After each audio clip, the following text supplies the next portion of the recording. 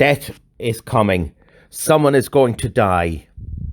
Usually this was announced by the arrival of the Banshee.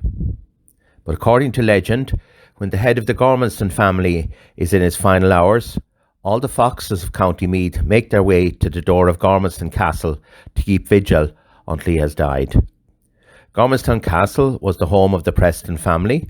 The family lived there from the 1300s until the late 1940s, when the Franciscans bought it for a school. The foxes' strange behaviour is said to have begun during the 17th century, when the then Lord Gormanston saved the life of a vixen and her young during a fox hunt.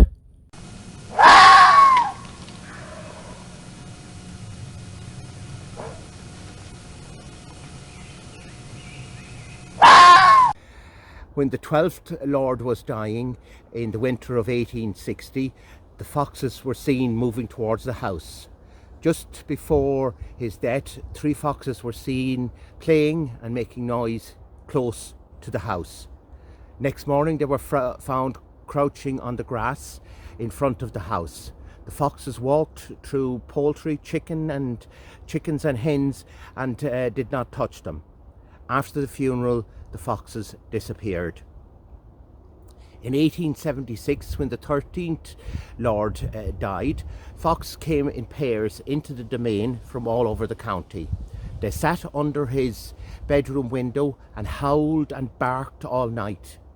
A pair of foxes was seen to be trooping across the fields in line with the funeral cortege as it went towards the churchyard. When the 14th Lord Gormanston died in 1907, foxes were seen around the house, and his son, who was sitting with the body overnight, could not get the foxes away. He opened the door of the chapel, and there within yards was a wild fox sitting looking at him, and a couple more frolicking nearby. When the 14th Lord died in 1925, foxes surrounded the chapel again when he died, and his brother tried to chase them away, but they would not go away. When the funeral was over, they disappeared. In June 1940, the foxes were heard howling here in Gormanston, and the rumour went around that Lord Gormanston was dead. Shortly afterwards, news arrived that Lord Gormanston had been killed on the beaches of Dunkirk in France. The castle was then sold to the Franciscans, and they began a boarding school here. One cold winter's night in 1967, there was howls and strange noises heard. The 600 boys got out of their beds, scared out of their wits. Lights were turned on inside and out, but nothing could be found to identify the cause of the noises.